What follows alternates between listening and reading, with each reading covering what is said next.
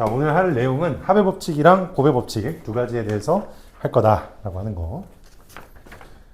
기본적으로 여러분들 합의 법칙 이러면 예전서부터 뭐 많이 들었던 것들이 있으니까 합의 법칙이라는 게 어떤 두 개의 합사건 또는 뭐 합집합 이렇게 많이 해석을 하시죠, 그죠?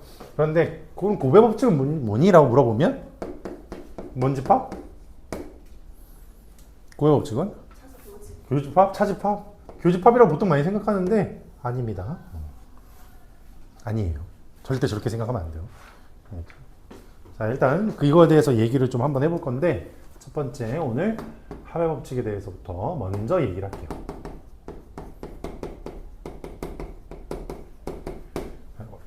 합의 법칙을 하기 전에 여기다 써놓을게요. 포함 배제의 원리. 들어보셨나요? 포함 배제의 원리? 네, 어디서 들어보셨죠? 조합론 수업에서 포함 배제의 원리 들어보셨나요? 좋아요. 설명할 수 있나요? 포함 배제의 원리가 뭔지? 들어는 봤으나 뭐가 뭔지를 모르는 안타까운 현실이죠. 자, 이렇게 한번 해볼게요. 합의 법칙은 포함 배제 원리에 속해 있는 원리입니다. 자, 합의 법칙이라는 건 뭐냐면 기본적으로 합의 법칙은 진짜로 합의 법칙이야. 덧셈만 있어. 덧셈만 있는 거야. 포함 배제 원리는 뭐냐? 포함시키고 배제시켰다 이런 뜻인 거잖아. 포함시키고 배제시키다 보니까 얘는 덧셈과 뺄셈이 같이 있는 거예요. 누구는 덧셈만 있고 누구는 덧셈과 뺄셈이 같이 있어. 근데 이게 무슨 뜻이냐면 원래는 덧셈과 뺄셈이 같이 있는 게 정상인데 거기에서 뺄셈이 없는 경우가 합의 법칙인 거야. 즉 다시 말하면 포함 배제 원리에서 특수한 경우를 합의 법칙이라고 불러요. 아주 특수한 경우. 그 경우는 뭐냐? 우리 올림픽 기간이니까 양궁 겁나 잘하잖아 우리나라가. 뭐라고? 올림픽 끝났어요? 벌써 끝났어요? 몰랐어. 몰랐어. TV를 안 보니까 알 수가 없지. 자, 어쨌든 양궁을 하잖아. 양궁을 했을 때 한 번에 뭐 맞추는 점수가 10.9점 뭐 이런 식인 거니까 우리가 3번 쐈을 때 그 점수가 29점이 나오는 경우도 있고 30점이 나오는 경우도 있을 수도 있잖아요. 그죠? 이렇게 내가 3발을 쐈는데 그게 29점이 나오거나 또는 30점이 나오는 경우 이런 거잖아. 이런 게 돼? 29점 나오면서 30점 나오는 경우? 그런 건 없죠. 이게 뭔 말이야? 얘네 둘이 겹치는 경우가 생길 수가 없는 거예요. 원래 이렇게 겹치는 것이 생길 수가 없는 구조가 합의 법칙인 거야. 그러니까 덧셈밖에 안 하는 경우. 자, 29점이 나오는 경우를 한번 생각해 보면 첫 번째 19 그 다음에 10, 90 90, 10 자, 총 몇 가지? 이렇게 3가지. 그냥 세면 되죠. 그죠? 3가지. 30점 나오는 경우는 이번에 뭐 저는 못 봤지만 뭐 텐텐텐 쌌다고 난리가 나던데. 이거 한 가지, 그지? 이렇게 한 가지. 얘네들은 절대로 겹쳐서 나올 수가, 동시에 일어날 수가 없는 경우니까 무조건 더해주는 거다. 동시에 일어나지 않는 경우는 더해주는 것이다. 저 29점 또는 30점이 나올 수 있는 경우 있어요? 그렇죠. 3발을 쐈을 때 제가 뭐 다 쓰기 귀찮아서 조금밖에 안 쓰긴 했지만 양궁의 그 활쏘기를 3번을 했다 이 소린 거예요. 자, 그래서 이 양궁에서 우리가 활을 몇 번을 쏜 거야? 결국 3번을 쏘는 뭘 한 거예요? 시행이라는 걸 한 거예요. 시행. 용어들이 참 중요한데 여러분들 확통에서 이 용어들이 굉장히 중요하거든요. 그러니까 활을 3번 쏜, 활을 3번 쐈다 이렇게 해서 끝내지 말고 활을 3번 쏜 시행을 거쳤다. 시행을 거쳤더니 이런 결과들이 나온 거잖아요. 그죠? 제가 여기다 이렇게 경우들을 다 써놨잖아. 이 4가지 경우, 이 4가지 경우가 생기는데 그 경우들을 모아놓은 걸 보고 우리는 뭐라고 부르냐면 사건이라고 또 불러요. 사건이라고 불러요. 29점 또는 30점이 나온 사건들을 다 모아놓은 거. 지금 여기 제가 이렇게 4개 다 써놓은 겁니다. 그럼 사건은 지금 모아놨다? 모아놨다? 모임? 모임? 모임? 사건이랑 뭐랑 비슷한 거야 지금? 집합이랑 비슷하죠? 그래서 사건이랑 집합은 거의 동등하게 해석하셔도 괜찮아요. 나중에 집합에 전체 집합이라는 게 있잖아요. 전체 집합을 사건으로 얘기할 땐 전사건, 공집합이라는 거 있잖아요. 공사건. 이런 식으로 다 비슷한 용어들이 통용되거든요. 그래서 사건을 집합으로 해석하셔도 크게 무리가 없어요. 자, 이런 식으로 합의 법칙이라는 거는 아까도 말했지만 동시에 나올 수가 없는 경우들을 더했다 이런 거잖아. 그래서 우리가 합의 법칙이 언제 쓰이는지, 합의 법칙이 쓰이는 경우를 생각을 한번 해보자면 이렇게 된다는 거야. 첫 번째,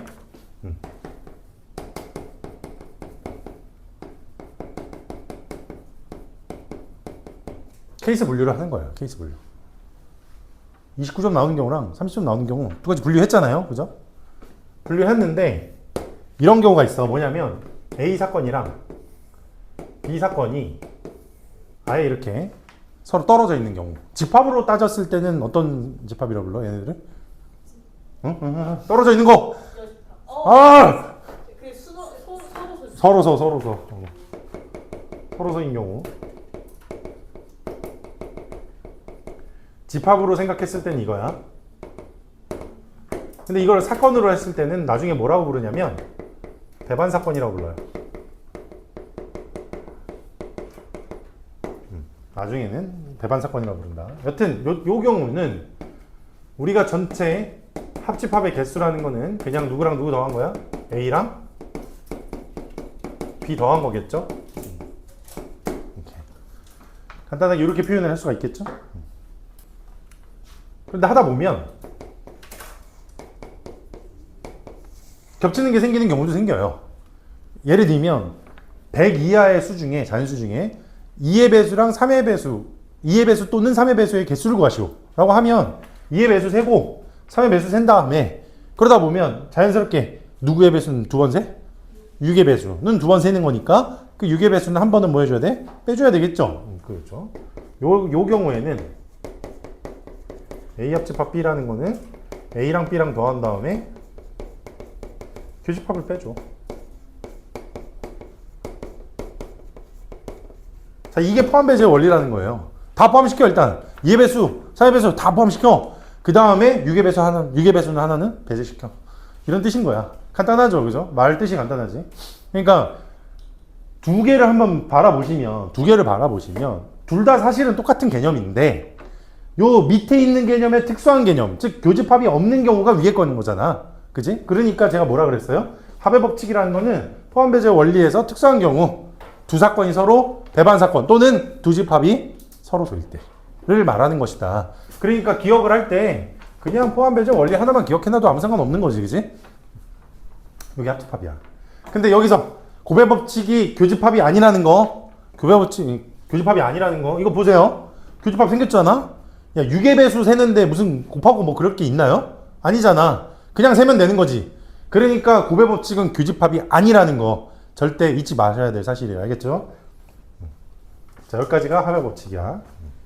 사건 옆에 배반 사건이라고. 네, 배반 사건. 배반 사건은 서로 소일 때, 집합이 서로 소일 때 배반 사건이라고 불러요. 나중에 요거를 또 용어적으로 우리가 해석을 할 때 많이 헷갈리는 용어가 독립사건이라는 게 또 있거든요. 이렇게. 독립이랑 배반이랑 완전 다른 말입니다. 다른 말이야. 뭔가 서로 떨어져 있으니까 독립적이다. 약간 이렇게 해석하시는 분들도 계시는데 그게 아니에요. 완전 다른 말이야, 그냥. 떨어져 있는 건 배반, 독립은 완전 다른 거. 이건 나중에 그 고배법칙에 많이 좀 적용되는 이야기. 이 친구는. 그거는 좀 나중에 설명할게요. 천천히.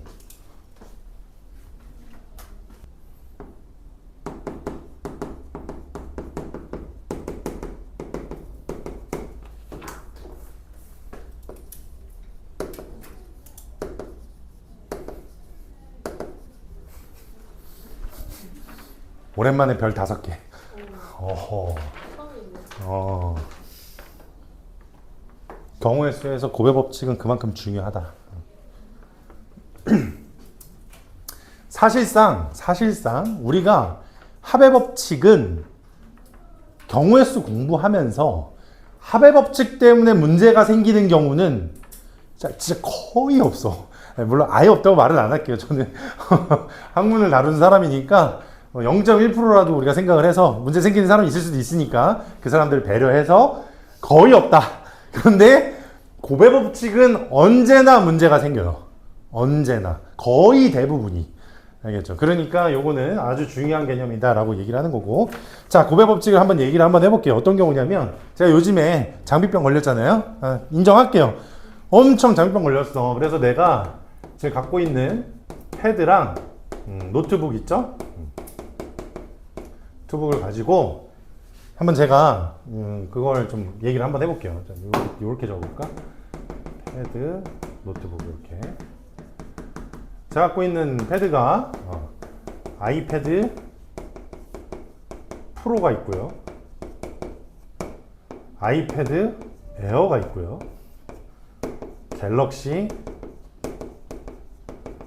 뭔지 모르지만 아무튼 갤럭시도 있어요. 갤럭시 펜 들은 거 뭐 아무튼 그냥 노트북 맥북 프로 있고 그 다음에 맥북 에어 있고요. 그 다음에 저기 선생님들 쫙 쓰고 계시는 노트북 세대 다 제 건데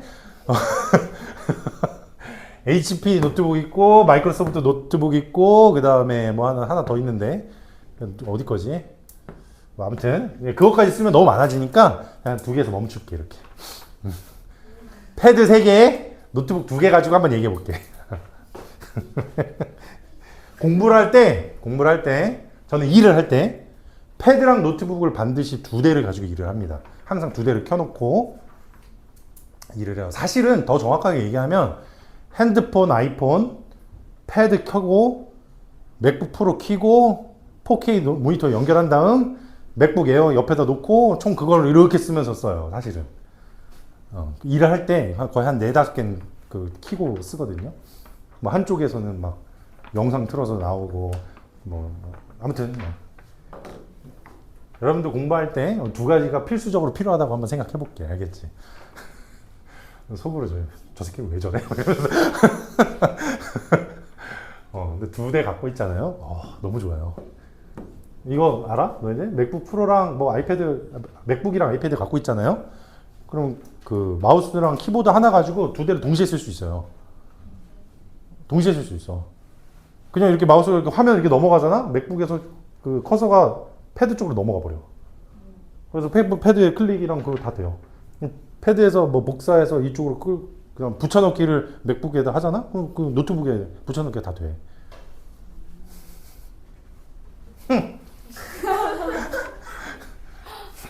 안 부럽겠지만 저 혼자 지금 되게 자랑스러워요.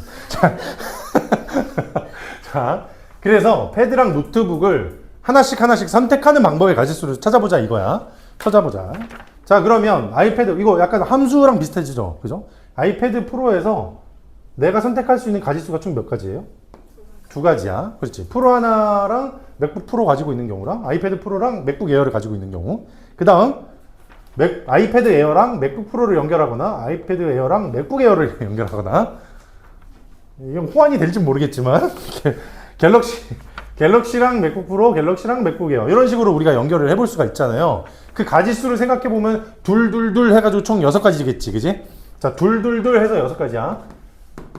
2 더하기 2 더하기 2 해서 6가지야. 이건 무슨 법칙으로 계산한 거야, 지금? 합의 법칙이죠. 합의 법칙으로 계산한 거예요. 그런데 얘는 지금 제가 2개밖에 안 하고 있으니까 그나마 좀 편하게 이렇게 합의 법칙을 쓸 수 있는데 예를 들어서 얘가 아이패드 그 패드군이랑 노트북이 있고 그 다음에 핸드폰까지 연결한다고 생각해 보세요. 제 거 핸드폰도 또 2개잖아요. 갤럭시도 있고 아이폰도 있어요. 그것까지 생각한 다음에 걔네들을 연결하려고 생각하면 가짓수가 또 너무 많아지기 시작하죠.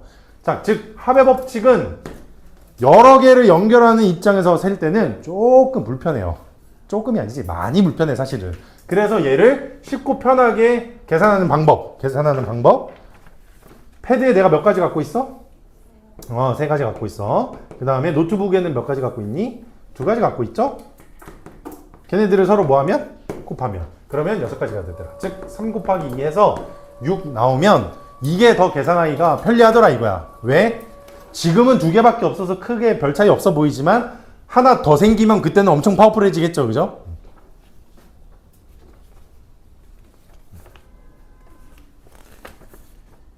근데 이렇게 해서 우리가 찾는 이런 고배 붙이기 이런 경우다라고 할 때 우리 학생들이 이런 설명들은 다 어디 가서도 다 들었을 거고 뭐 그게 뭐 되게 신기한 건 아니잖아, 그지? 근데 제가 이제 여기서 꼭 해주고 싶은 말, 고배 붙이기 저렇게 중요하다고 했잖아요. 그 중요한 포인트가 별 포인트가 뭐냐면 포인트가 있어. 이 고배 법칙에서는 그게 뭐냐면 이렇게 계산을 잘 하는 게 중요한 게 아니야, 얘들아. 처음 공부하는 입장에서는 이렇게 계산을 잘 하는 것보다 이거를 잘 그리는 게 그만큼 중요한 거야. 수용도를 잘 그리는 게 여러분들한테는 최고 중요한 포인트인 거예요. 무슨 말이냐면 제가 이걸 가지고 수용도를 한번 그려본다고 치면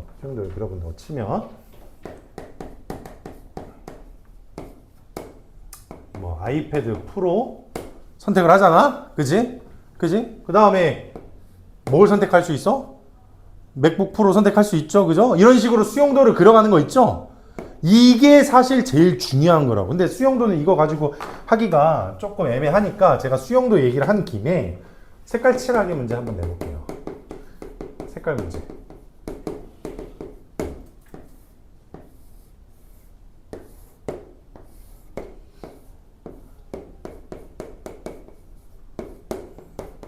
자, 이렇게 ABC 총 영역이 몇 개 있냐면 4개 있어요.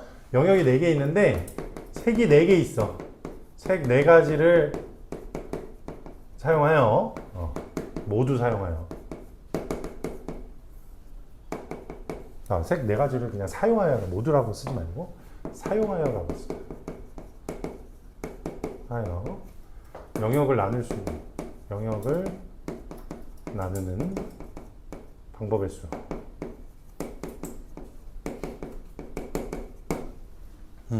보통 이런 문제 풀면 뭐 어디랑 어디가 색깔이 같을 때 다를 때 뭐 이렇게 생각을 할 거 아니야, 그지? 나눠서 보통 푸는 게 기본 중학교 때부터 많이 들었던 얘기일 텐데 저는 그게 중요하다고 얘기하는 사람이 아니에요. 그거를 생각할 수 있는 힘이 중요한 거야. 외우지 말라고. 그림이 바뀌면 그땐 또 생각 못 하잖아. 대부분 문제 질문이 다 이래요. 이거 그림 바뀌잖아? 선생님 어디랑 어디가 같아야 돼요? 아니 그걸 왜 나한테 왜 물어보냐고. 그럼 내가 어떻게 알아? 달라질 수가 있는 건데 그거는. 그게 문제가 아니라 이걸 그려 제발 이라고 하면 이것조차도 그리기가 어려워서 바들바들 떤다고. 이게 지금 4개인 경우는 그나마 나아, 그치? 자, 문제 이렇게 내볼게.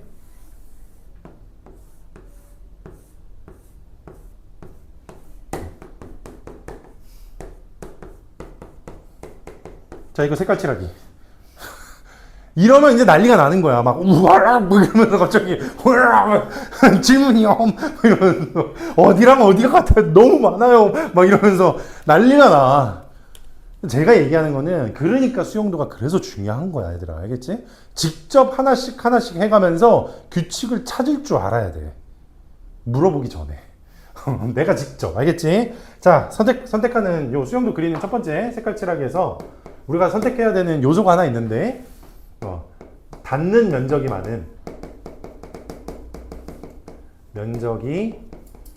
많은 영역부터 선택하는 것이 그게 좀 더 유리합니다.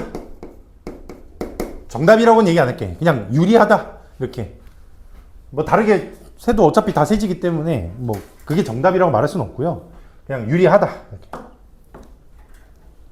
그래서 이 중에서 닿는 면적이 제일 많은 친구는 누구? B. 그렇지. B. 그래서 저는 P, A, D, C 순으로 색깔 한번 칠해볼게요.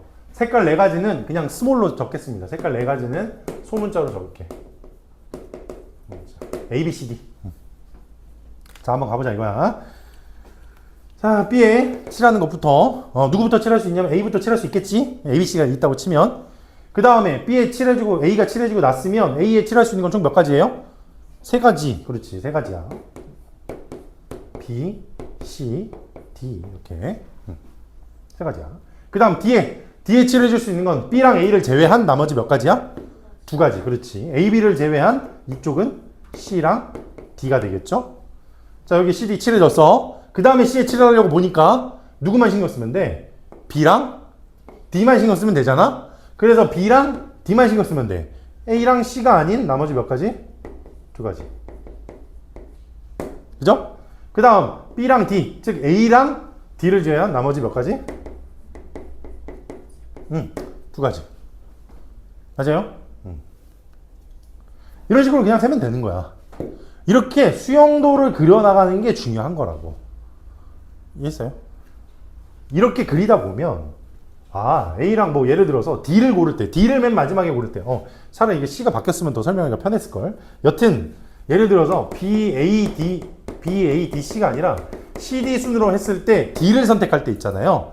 만약에 이게 D를 마지막에 놨을 때는 어떤 경우가 생기냐면 이 경우에 A랑 C가 다른 경우가 있고 A랑 C가 같은 경우가 생길 수가 있잖아요. 만약에 A랑 C랑 다르면 얘네 세 개가 다 다른 경우니까 그때는 D에 칠해줄 수 있는 게 하나로 줄어들잖아. 근데 A랑 C가 같아지면 B랑 여기 색깔 해서 두 개밖에 안 생기죠. 그때 D에 칠해줄 수 있는 건 몇 가지야? 두 가지야. 그렇지. 그러니까 D에 칠해지는 거는 A랑 C의 색깔이 같냐 다르냐에 의해서 결정이 되는 거죠. 맞죠? 자, 수용도를 이렇게 그리다 보면 뭐가 생겨? 규칙이 생겨. 규칙을 내가 발견할 수가 있어. 아니, 규칙이 없는 게 생기는 게 아니야. 있는데 내가 못 발견하다가 얘를 발견할 수가 있다고. 알겠죠? 그 경험이 처음 공부하시는 분들한테는 아주 중요한 경험이라고. 그걸 누가 알려주는 게 아니야, 얘들아. 문제를 보고 이땐 이렇잖아 저렇잖아 라고 얘기하는 거는 아무 의미 없어요. 여러분들이 스스로가 수용도를 찾아가면서 직접 계산하고 찾아내야 돼. 알겠지? 지금 이거 고배법칙 설명하면서 수용도를 왜 가르쳐 주느냐? 예를 들면 이거 두 가지, 뭐 예를 들어서 A 다음에 칠할 수 있는 건 세 가지, 그지? 곱하기 뭐 2, 곱하기 2 이런 식으로 처리할 수 있고 앞에 뭐 곱하기 4 이런 식으로 처리할 수 있으니까 고배법칙을 설명을 할 때 수용도를 얘기하는데요. 제가 막 얘기하는 수용도는 고배법칙에서 뭐 그런 곱하기를 얘기하기보다는 좀 더 큰 의미에서 뭘 발견하는 게 훨씬 더 중요하다고? 규칙 발견이야. 얘가 훨씬 더 중요해, 얘들아. 알겠지? 질문하기 전에 수영도 먼저 그리세요. 다 찾아보는 거야. 웬만하면 수영도 그려보는 거야. 알겠지? 고등과정에서 한 70개, 80개 정도는 수영도로 직접 다 찾을 수 있어야 돼. 그러니까 경우의 수가 7, 80개 정도다? 손으로 다 계산하라는 얘기야. 다 손으로 직접 찾아서 계산하라.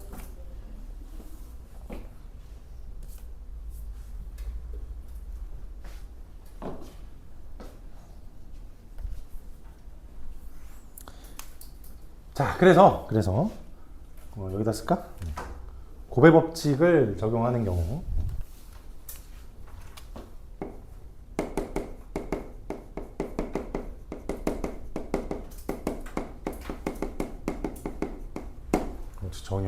적용하는 거. 지금 이거 보시면 이게 왜 3 곱하기 2냐? 교집합 이런 게 아니잖아요. 이거 뭐 아이패드 프로랑 맥북 프로 교집합이 뭐가 있겠어, 그지? 전혀 교집합 이런 말이 아니야, 알겠지? 어떤 느낌이냐면 내가 패드 선택하고 끝이 아니고 패드 선택한 다음에 노트북도 선택했잖아, 그치? 즉 무슨 말이야? 두 가지를 선택해야 끝나는 일인데 앞에서 하나 선택을 했잖아요. 그 다음에 얘를 또 선택을 하지, 그지? 이런 식으로 할 일을 하고 난 다음에 뒤에 이어서 또 다른 할 일이 남아있으면 다 곱하기 처리하는 거야. 알겠죠? 다시 고배법칙을 적용하는 그 첫 번째 뭐라고? 할 일이 남아있는 경우.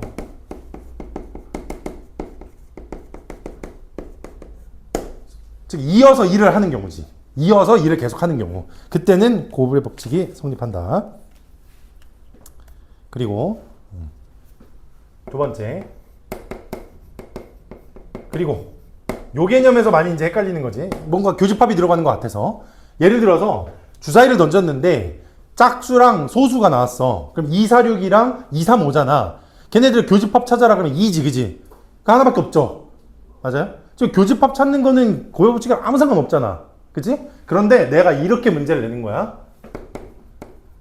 주사위를 던졌는데 첫 번째 나오는 수가 짝수고 두 번째 나오는 수는 소수로 만들어지는 두 자리 자연수 개수.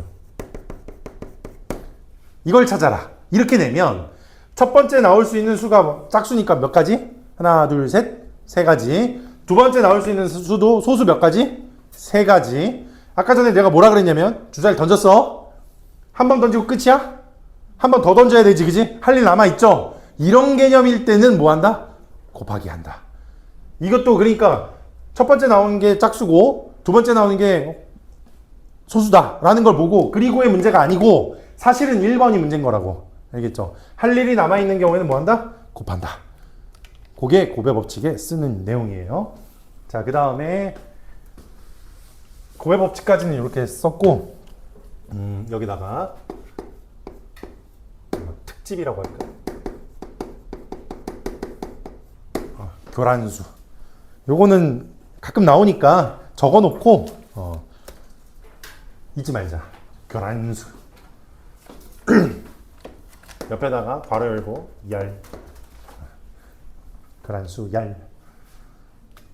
사실은 수열식이 있어요. 얘는 식 자체가 있는 수인데 제가 이걸 알려줘도 여러분들 어차피 수열식은 까먹을 것 같으니까 그냥 써주긴 할 텐데 몰라. 뭐 나중에 질문해보면 대부분 다 모르더라고요. 그러니까 여튼 교란수는 두 개 교란수는 몇 가지니? 라 그러면 얘는 한 가지. 자, 교란수가 뭐냐면 이런 거야. 뭐 유연이랑 채윤이랑 시험을 봤어. 시험을 보고 둘이 채점을 해야 되는데 자기 걸 채점하면 자기한테 관대해지잖아요. 계산 실수한 거는 맞았다고 다시 동그라미 치고 막 이래버리니까 서로 이제 엄격하게 상대방 거를 각자 채점하렴 이라고 말하는 거지. 그럼 바꾸는 방법을 가질 수가 몇 가지밖에 없어? 한 개밖에 없죠. 그냥 서로 바꾸는 거밖에 없잖아요. 그래서 두 개 교란수. 교란수가 뭔지 알겠죠? 그래서 내 거를 못 받는 경우가 교란수인 거야. 그래서 두 명을 가지고 교란수를 해보면 서로 바꾸는 거 한 가지. 그 다음 두 번째 세 개 교란수. 이번엔 너네 셋이서 바꾸는 거야. 너네 셋이서 각자 자신 걸 못 받아. 그게 몇 가지가 있니? 라고 해보면 몇 개 생기냐면 두 가지 생겨요. 선생님 왜 그럽니까? 라고 하면 이런 거는 마찬가지 수용도 그리는 거야. A가 받을 수 있는 건 누구밖에 없어? B 아니면 C겠지, 그지?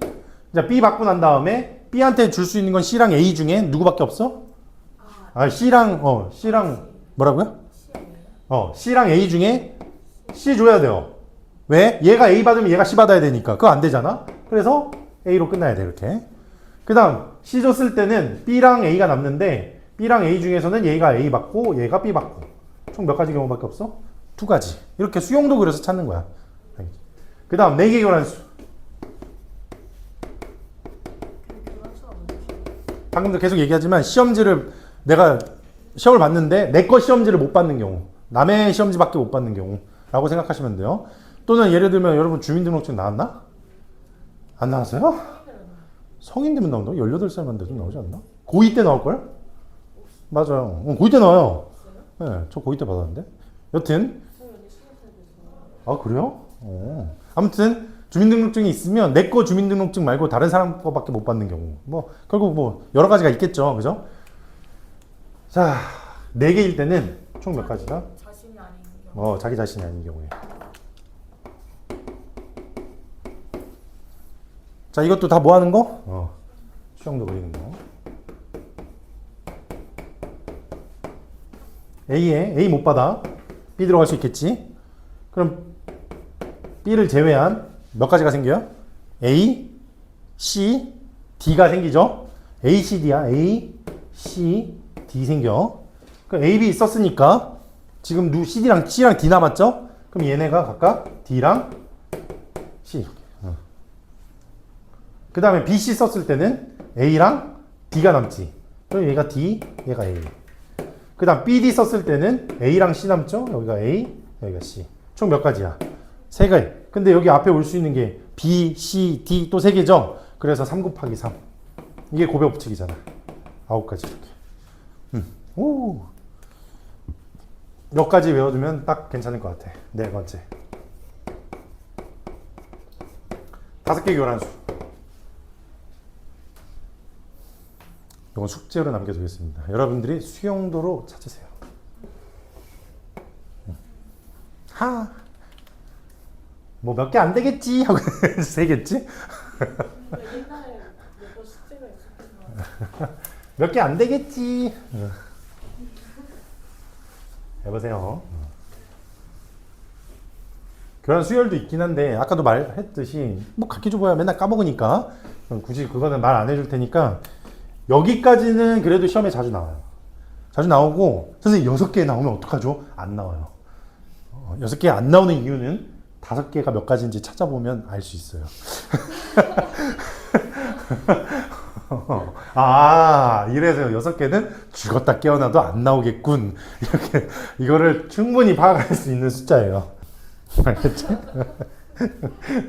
자, 오늘 개념 설명은 여기까지. 고요법칙, 합의법칙 내용은 여기까지입니다.